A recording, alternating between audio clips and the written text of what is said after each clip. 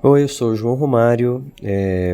A gente está começando aqui hoje um podcast com o tema evangelização de espíritos. Vão ser sempre falas curtas em que a gente vai construindo pouco a pouco uma espécie de dicionário com verbetes que sintetizam essa proposta de Eurípides Barçanufo para a educação do ser espiritual que nós somos. E hoje a gente começa falando sobre evangelizar.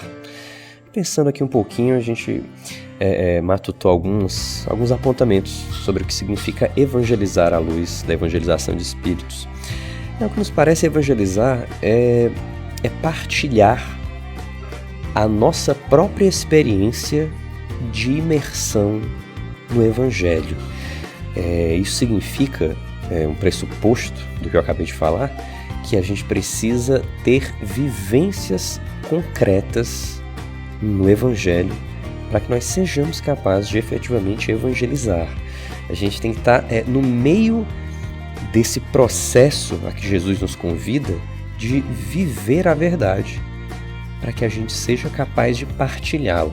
E essa verdade de que a gente está falando aqui é o sentimento de que eu pertenço à criação.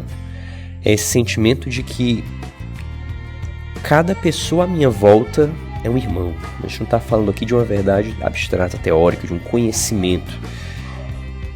A gente está falando aqui de um estado de espírito, de uma construção interior que me faz sentir de uma determinada forma em sintonia com o meio no qual eu estou inserido.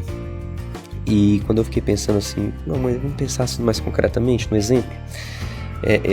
O exemplo que me veio à mente, da minha própria experiência, foram as vezes em que eu já procurei, diante de uma postura combativa, de uma postura agressiva próxima a mim, às vezes com opiniões fortes, com opiniões contundentes e que de alguma forma me machucam, me incomodam, né? Quantas vezes eu já não cedi ao impulso de simplesmente rebater, né?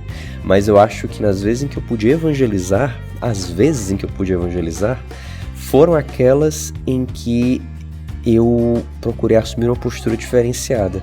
Uma postura de procurar enxergar naquela pessoa que está falando, uma pessoa que, de alguma forma, que às vezes nem ela entende, está pedindo ajuda.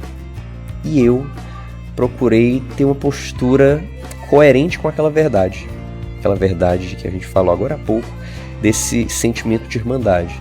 Enxergar o oponente, entre aspas, como um irmão, e acolhê-lo, e abraçá-lo, e dar a ele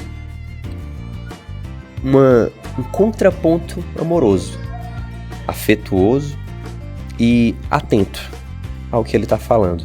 E às vezes esse tipo de mudança da minha postura, eu acredito que já tenha sido capaz de me permitir um processo de evangelização com quem seria um inimigo, um oponente, um adversário.